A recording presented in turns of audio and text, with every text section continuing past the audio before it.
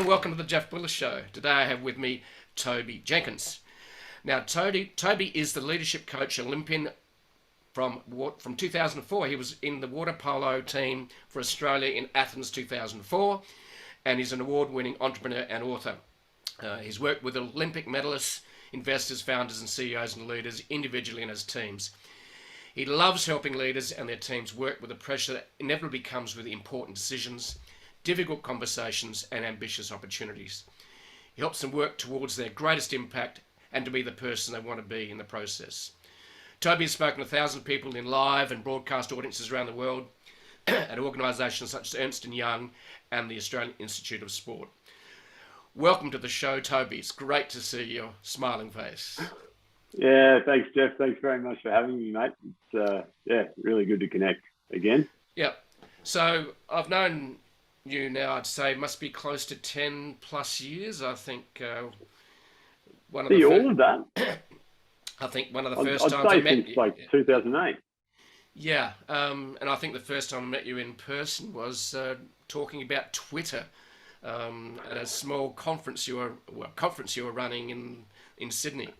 So I remember because we're all excited by social media back then, weren't we? We were extremely, and the prospect and the power of it, and what the change meant, right? Yeah. Yeah. So seen it play out. We have seen it play out and grow up and mature, and we've seen the good, bad, and the ugly of social media be displayed all around the world over the last 15 years. And so I've always been the eternal optimist about social media, but I have had some, I suppose, the internal optimist has been a little tuned back, I suppose, in terms of how we need to treat social media today. So, but we won't go into that at the moment. It's not what we're talking about today. But so you became an Olympian, which is pretty amazing for the Australian water polo team. So how did that happen?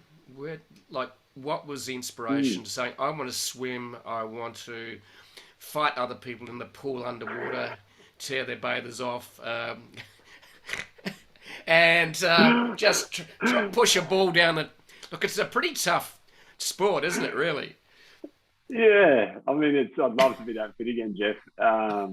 Super physical game, and yeah, I mean, yeah, it comes with a reputation, right? Some of the, very famous games like the Melbourne Olympics had Russia versus Hungary that ended up with blood in the pool and all this sort of stuff. So it has a bit of a bad rap, but I was always a gentleman, Jeff, when I was playing. Oh, I know. You just ran faster than everyone else. And so how did you get into water polo? And then how did the Olympic dream unfold? Yeah, look, it was a funny thing. It was just my sisters, really. Like, I always loved swimming, had enjoyed that, but I don't think I was ever going to be definitely wasn't going to be a great swimmer. But my sisters actually got into water polo, and as soon as I tried it, I realised that I just loved ball sports. And I just love the team environment as well, and I love the water, so it was like a trifecta of the stuff that I love. And so pretty quickly just realized that I was just really keen, so willing to do the work. Loved it. It probably wasn't until 2000, I'm just trying to think, it would have been 94 or 95 when I actually applied for a state institute, where I actually wrote down, as part of my application, I'd like to play for Australia. And so that kicked off how I sort of saw the path going forward, and missed out on some teams, but made a regional team, missed out on a state team, but was just so passionate about the game that I just kept trying, I guess. And then made an Australian under-17 team, and that really opened the door. So we were coached by a guy called Ishvan Gorgenyi, who ended up being the Sydney Olympic gold medal winning coach with the Australian women's team. He was an awesome coach, and he was the one that then gave me the opportunity, really, or the introduction into the Australian Institute of Sport just out of high school. And so I did a year down there with the men's national team, and then missed out on Sydney. But yeah, it was really passionate. Again, just really connected and excited by what the Olympics may mean. And when Sydney was announced, obviously that immediately became the goal. But I was only 19 maybe at the time. Yeah. 20, and then so I pushed on post Sydney to be a part of the Athens team in 2004, and a couple of world championships and all that sort of stuff later. It was a pretty amazing journey. Yeah. So, what were some of the lessons from there? Because obviously training was a big part of it. So you obviously had a lot of training. You would have had to be persistent. You need to be passionate. And passion's an interesting area, isn't it, really, in terms of what drives us as human beings. So what do you think what do you think was driving you? Because obviously you were putting in the work, and it's hard to put in the work unless you're really motivated. So what was driving you back then? It's kind of a question that I didn't really ask myself, to be frank. At that point, I just knew I wanted to go to Olympic Games. Like, that was kind of as simple as it was. In reflection, I would say that it was really to try to prove something to myself, I think. That, and ultimately, like, if I'm really real around that, I'd say it was trying to prove that I was enough in one sense or another. And was I? And like, the reflection as well as part of the Olympic journey was really that after 11 years of, all of the work that goes into it, and certainly, by no means was it a smooth path, as any journey to any kind of Olympic experience or any other as well. It just wasn't a smooth path, ups and downs and lots of things that, blindside you along the way. And, but it sort of had this idea that it was sort of too important to let go. There were a couple of times when I very nearly did.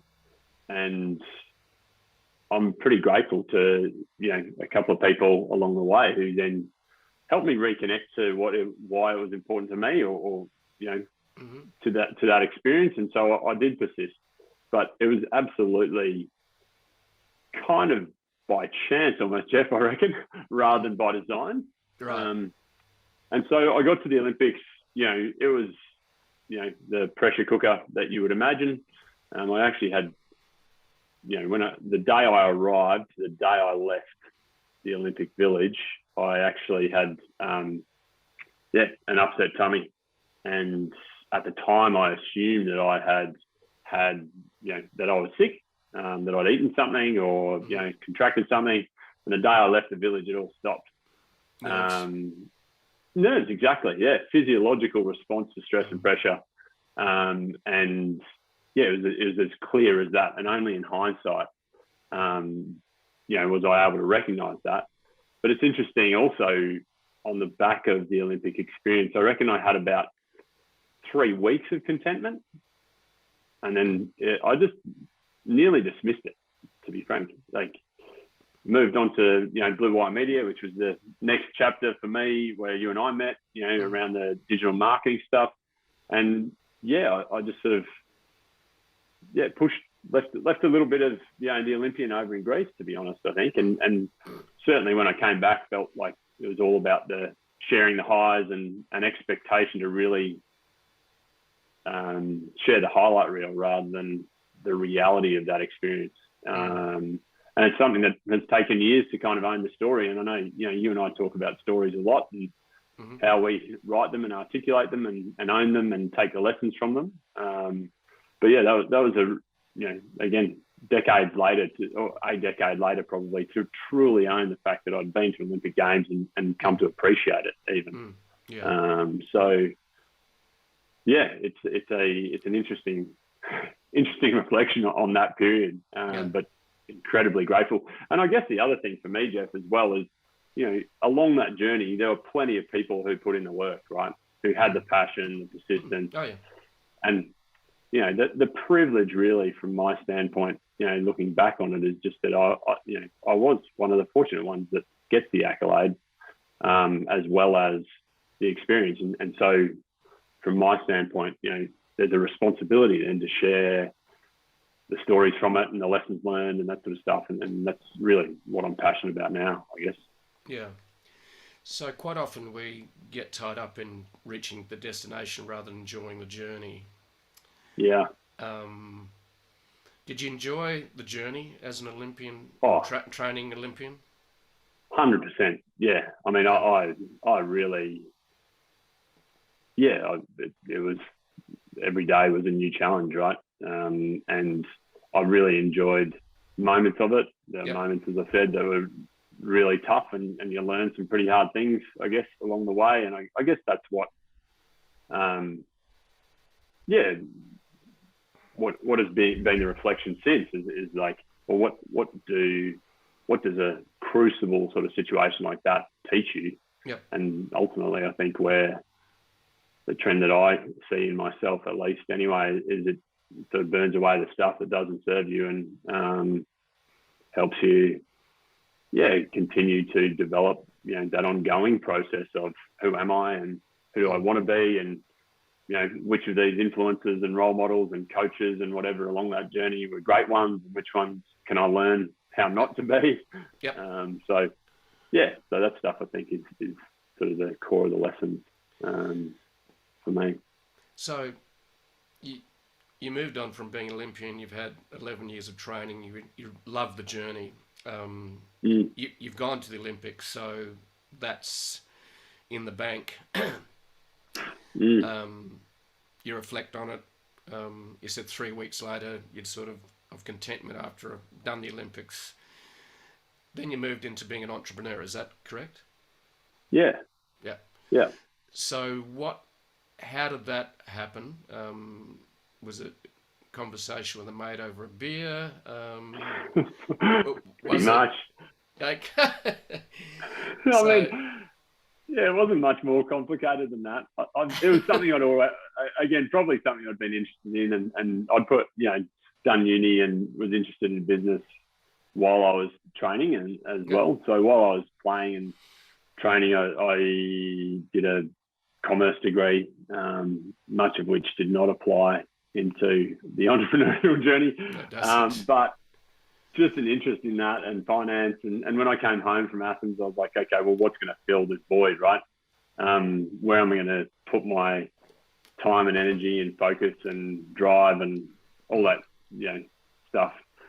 And so when I actually started Blue Wire Media with Adam Franklin, who you know well as well, we essentially just figured it was, business is a skill like any other. So either we can go pay for someone to teach us how to do it, or we can do it and see how we go. So, we were lucky to have supportive parents. We were lucky to, get some government grants in those early days to at least be paid the dole to start a new scheme. Yep. Or start a new business. And pretty early in that journey, we had someone write us a check and we were hooked. Yeah. So the inspiration for the idea, I'm always fascinated by where does the business idea come from. Sometimes it's experiencing a certain problem that you might have working within a corporation or as an individual.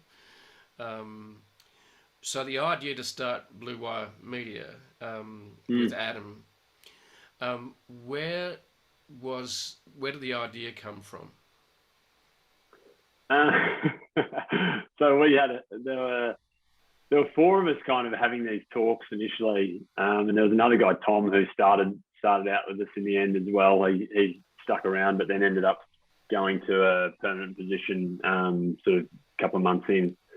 But there was one idea was bungee trampolines in Brisbane. Okay. Another idea was clean skin wines and reselling, relabeling, rebadging that.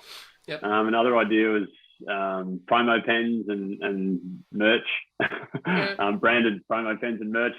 And then the other idea was just building websites.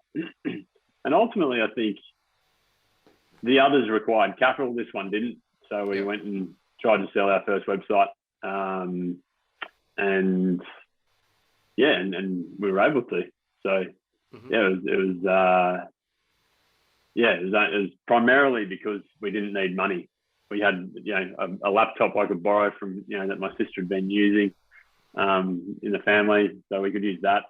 But that was 2005. We sort of, and actually at the very beginning, Ads and I finally sort of registered the name and took off for a week surfing trip down the East Coast because we figured that's what business owners did.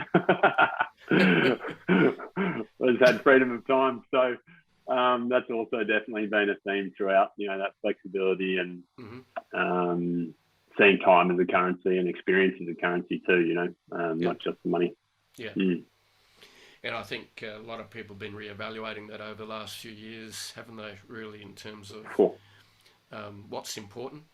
And the most scarce commodity we have as humans is we've got a set time on this planet. So time is our ultimate resource that is just literally the clock's running.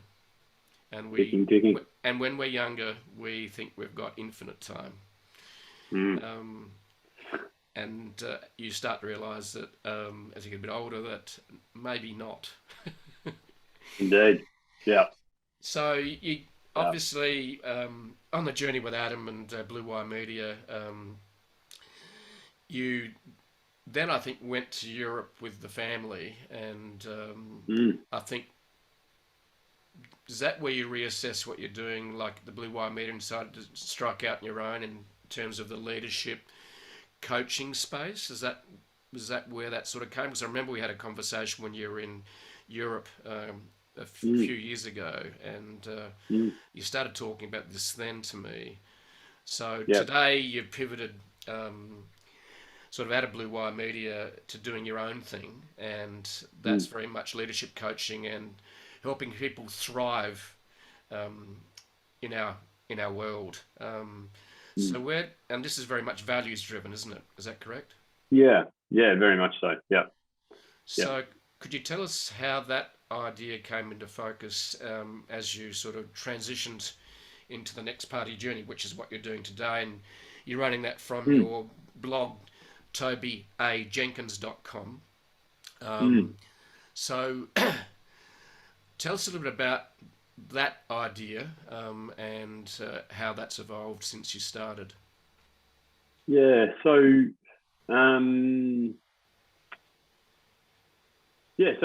think what happened was with Blue Wire, the part that I loved was, really felt most connected to was how could I help? If I think of my life in, or working career anyway in chapters, and considering water polo one of those, it was really, water polo was very much around how good could I be, really? Yep. How could I be my best? So whether that was strategy, tactics, strength, conditioning, mental, nutrition, whatever, across all the gamuts, how could I be my best? And interestingly, in a team environment, it's really how do you develop the capacity of the individuals within that team to then contribute to a team? Whereas I think one of the misconceptions that or perceptions of team sports that doesn't get translated to a business world particularly well is that it's all about the team. And actually, it doesn't matter what your team dynamics are. Jeeps A grade here in Brisbane rugby are never going to beat the All Blacks, right? Just purely on individual capacity. Doesn't matter how good their team dynamics are. Yep. And when we were training, yes, we were training together, but 90% of that time was really around developing the individual's capacity to contribute to the team. Yeah. And then, when I got to Blue Wire, or, once we started Blue Wire, I was really fascinated by what that looked like, and really the team component, and ran down that rabbit hole of the leadership, books, and Jim Collins and Liz Wiseman and Patrick Lencioni on values and all this other stuff around the organisation, the team and the company. And I think, I'd like to say we did it really well. Actually, we executed everything across the employee experience and right through, from how we onboarded people and how we continued to have coaching conversations and all that sort of stuff. And I loved that work. Blue Wire then changed business models in 2013. And as such, really what I found was I was looking for, so the team really got pushed into distributed, right? In the world of, the Odesks, Freelancer, Upwork, or whatever it is now, all of these open up the capacity to, tap into specialist skill sets from all over the world, as opposed to the traditional model of business of everyone being in the same room in Brisbane, which is how we'd started. Yep. So we did that. But it also, it kind of meant that, and I didn't even know it at the time, but it meant that the bit that I was really passionate about was no longer there. Mm-hmm. And so we spent a couple of years trying to figure out where I sat as an I. And ultimately, it was actually in 2016, I had my second daughter. She had silent reflux. I'd had a shoulder operation from throwing balls for 20 years as hard as I could, and that was pretty painful. So I was sleeping upright on the couch, and then my father-in-law was in hospital with leukemia, and my own father had died from a brain tumor. And I remember, having conversations with you around some of this at this time too, Jeff, and like really appreciating your counsel around it and perspective. But one of the things that happens with that, and I think to your point earlier around, we start to appreciate mortality, was that in that circumstance, my father his father had been sort of 98 when he died, and ultimately it had been, but Dad had died at 66. So suddenly it was, wow, my clock, I might be 2/3 of the way there. Not only am I, So that sense of mortality really got driven home, and then that held up the mirror to what am I doing? Why am I doing it? Yep. What's important here? And sitting in that really uncomfortable space and enormously frustrated, and kind of caught one day, found myself sort of crying on the M1, as I drove up from the Gold Coast to Brisbane on a commute for a client. And it was just like, man, this is like, there's got to be some sort of better way here. And I, at the time, I didn't even realize it was work necessarily. It was kind of across everything. And about that same time, I reconnected with an old mate of mine, Jonah Oliver, who's a performance psychologist. And he introduced me to this stuff,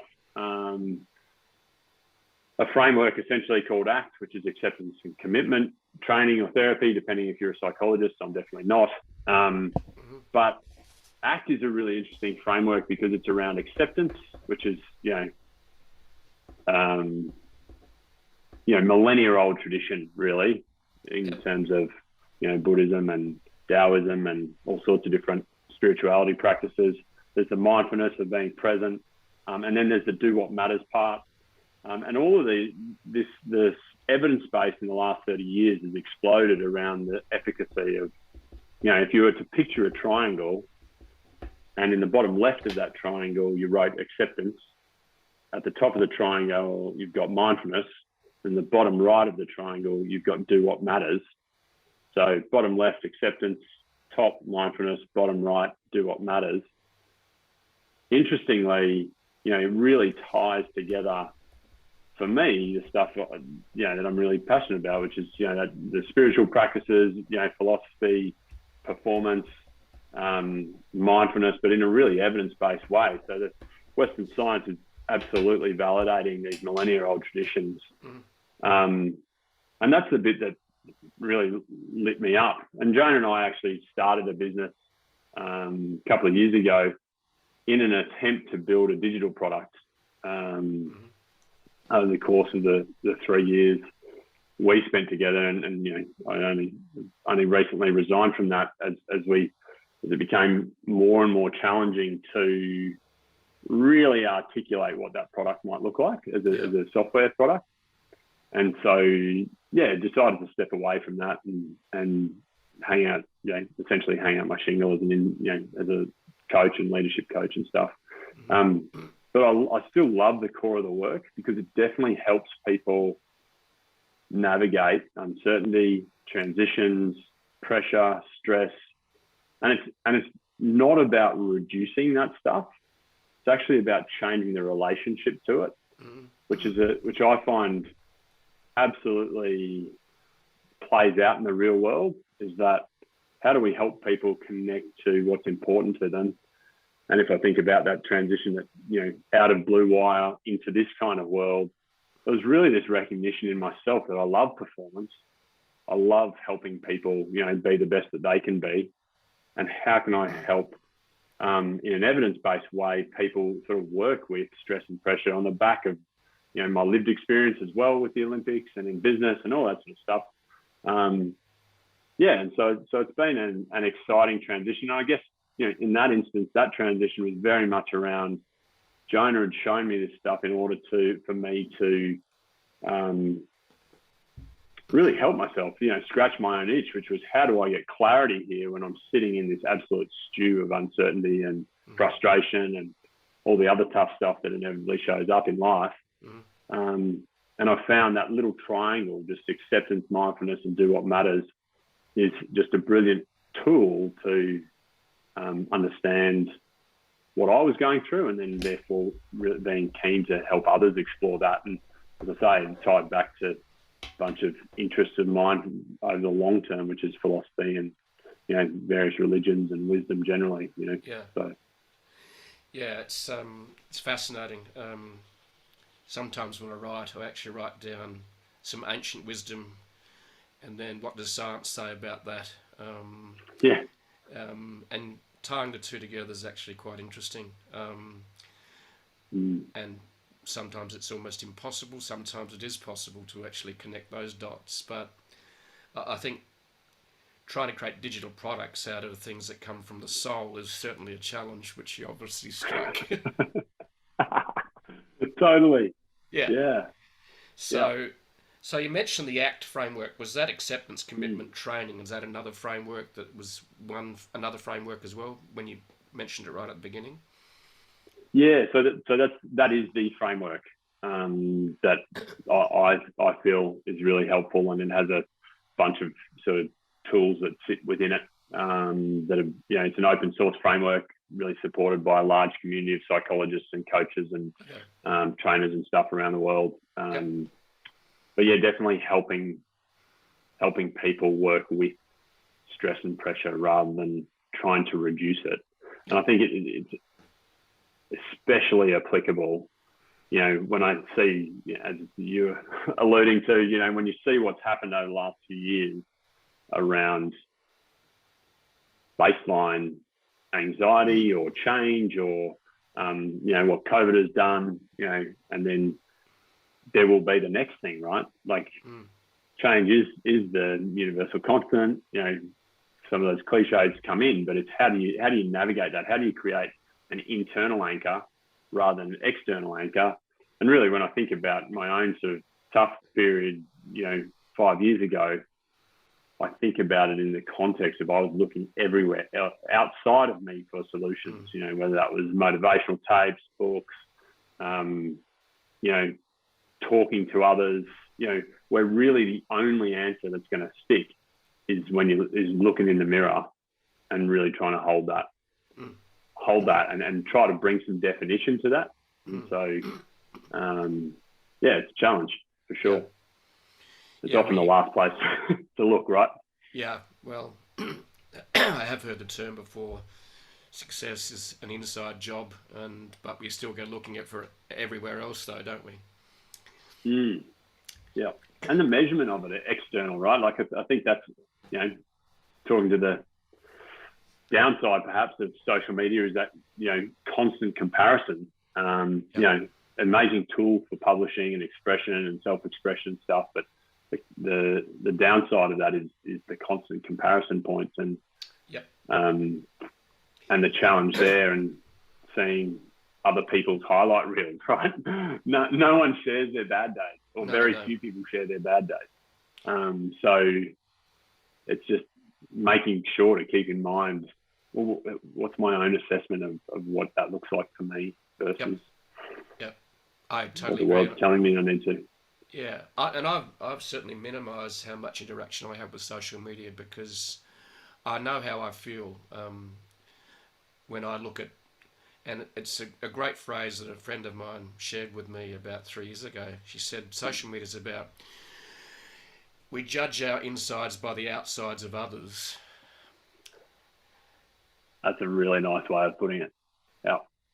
And I Yeah. know how I feel when I see peers and colleagues around the world having the best life on Yes. social media because we are sharing the highlight reels, as you mentioned.